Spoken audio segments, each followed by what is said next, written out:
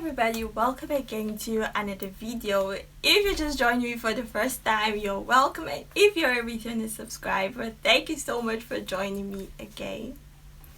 Let's talk living expenses in Norway, shall we?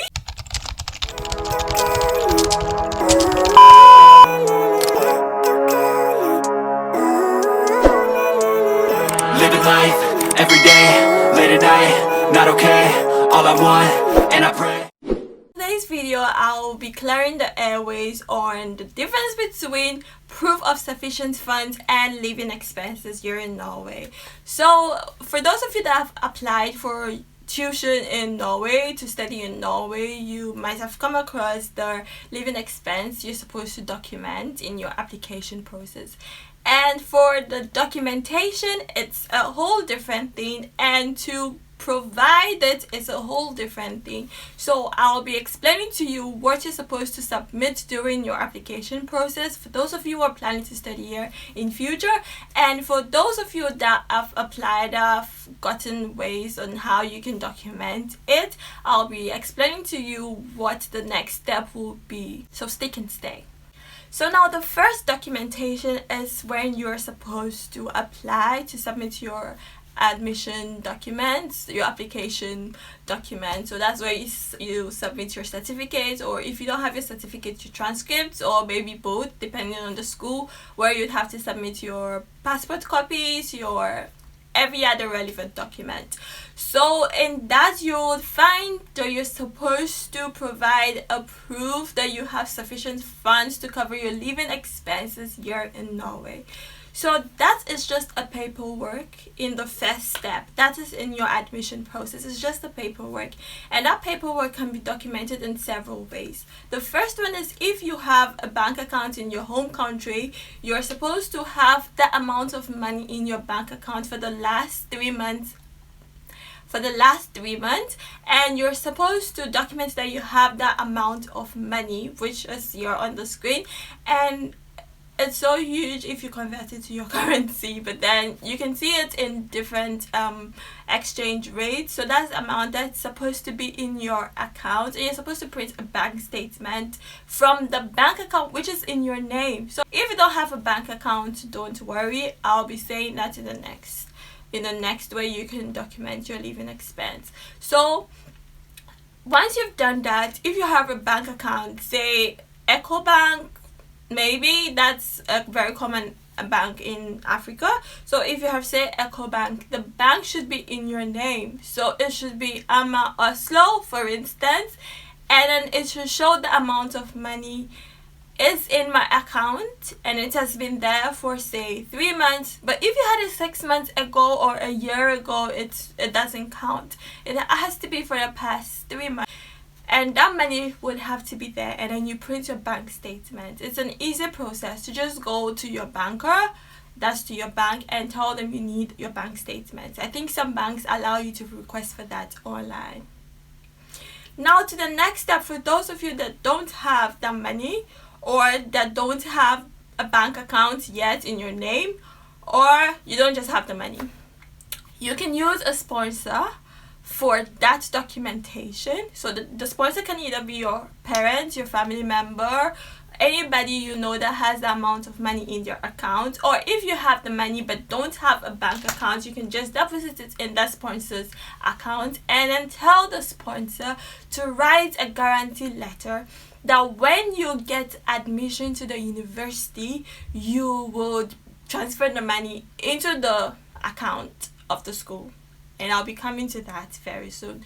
So if you're going to be using somebody other than yourself, a letter would have to be attached to the bank statement of that person. So say I am Amma Oslo and I'm going to apply to a university, say the University of Oslo, which is a very popular university, and I know I don't have the amount of money in my bank account, and I go and meet maybe Coffee Denmark.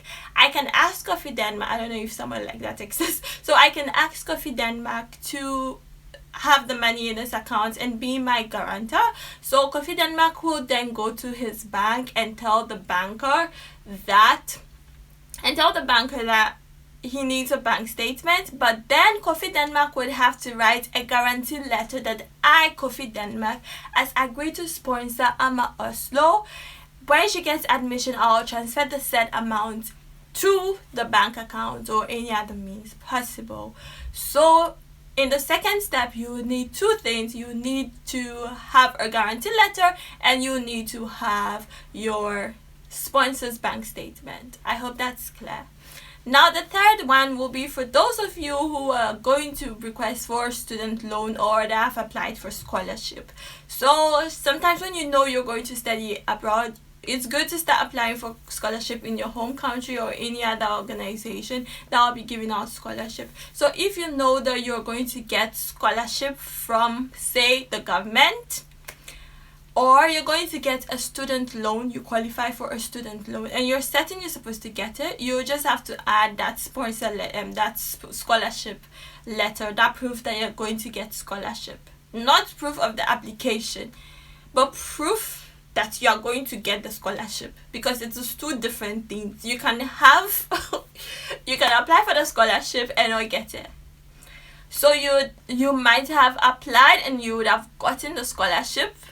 Yes, because you do both side by side. So proof, because people come with government scholarship. I know for people from Ghana, they come with government scholarship. So this is your visa application process. So prove that you're, or if you know you're going to apply for the scholarship after you've gotten admission, you would have to find the money, put in the bank account, either your bank account or in the sponsor's bank account. If you know that you're sure that you get a scholarship when you get admission, you still need to provide the proof of fund for your admission process. So you can just use the money in someone's bank account or use the money in your own bank account. So the fourth way will be for those who are already living in Norway and are applying for, say, a different master's program or a different study program in a different university and need to apply for your admission. So the process is similar, but then in Norway, hopefully you already have your bank account and it's just as easy as transferring your money into your bank account. But then for those of you already in Norway and are working part-time and you have a job contract, all you might need to do is to just show your job contract that you are earning as much as the money I posted earlier, that you're going to be receiving that within a year. And if it's not up to that amount, you might just need to top up some money in your bank account. So you can use both, either a part-time job contract plus some money in your account, or just a part-time job contract knowing that it covers the whole amount for a year. So those are the four ways. The first way is by using a bank statement which is in your name. The second way is by using your sponsor's bank statement plus a guarantee letter. The third way is by proving with a scholarship letter or a letter stating that you qualify for a loan from your country. And then the fourth way is if you already live in Norway and you have a part-time job here in Norway, you can document that. Or if the money, your salary you're going to get for the whole year is not up to the money that's requested for, you can top up with some money. So those are the four ways when you are applying for admission. Yeah, all I need are some better days, 'cause all I want, and I pray, I believe in the better days. Living life, every day, late at night, not okay. All I want, and I pray, all I need are some better days. Yeah, all I need are some better days, 'cause all I want, and I pray, I believe in the better days. So if you have gotten admission, the next step now is for you to apply for your visa. In this stage, sometimes the school adds it with your admission letter, the steps you would have to take to apply for your visa. So now it is now you and the visa people, not you and the school again. You and the school, your distance is done. They've given you admission. They say yes, your money is okay. Now it is you and the visa people. The school has no say. In this step, you would have to show physical cash. Unless you're already working in Norway and we know that you'll be getting that money during the year. If not, all the other three things that I mentioned, we need the money. Now, because you're not living in Norway and you don't have your own Norwegian bank account, you would have to transfer that amount of money to your university's bank account. So the university that has given you admission. So if you apply to 5 universities in Norway, the one that you are sure you're coming to, that is the place you will transfer the money to. if you change your mind later, they can transfer the money back to you, but then know that there will be exchange rate losses and there will be bank charge losses. But then the school that's giving you the admission is the one you transfer the money to. So when you're certain that this is the school I'm going to go to, now we want you to transfer the money you said you have in your bank account. And this is as easy as going to the bank and telling them you want to make an international transfer, and the school will give you all the details. But just be careful so that you don't make any mistakes by sending it to a wrong account or something, or making the money lose some way. Just be careful. It's best to just go to your bank or your sponsor's bank and then tell them you want to make an international transfer. You don't need any middleman or anything. It's just so easy. Go to your bank, tell them to transfer this amount of money, but then you would have to top up with some bank charges because it's really expensive transferring money from abroad, and it's a very huge sum of money. So for those of you that use your own money to document, you would have to transfer it to the school's bank account. For those of you that use your sponsor's bank account statement to document, you would have to transfer the money from your sponsor's bank account to the school's account. And the third one is for those of you that say yes, you are going to get student loan and scholarship. You have to go and tell those people that you've gotten the admission, you are ready to go and apply for your visa. So they should transfer the money. That is the step now. And with that, when the school receives the money, they'll send you a letter which is going to be addressed to UDI. That is the immigration service in Norway here. And that is the document. It's part of your visa checklist that you attach. It's even the main thing. It is the most important thing. The school will confirm receipt, and then they'll send you a letter which is supposed to attach to all the documents you send to your visa application center before they can process your visa. If not, they'll reject it. So that is if you're using the 3 steps I said. But then if you're already in Norway, you might not even need to transfer the money to any visa, because the only thing you might need to do is to just go and renew. Maybe you're already working, you just need to change your visa status that, oh, now you're ready to study, depending on if you didn't come with a study permit or a study visa to Norway.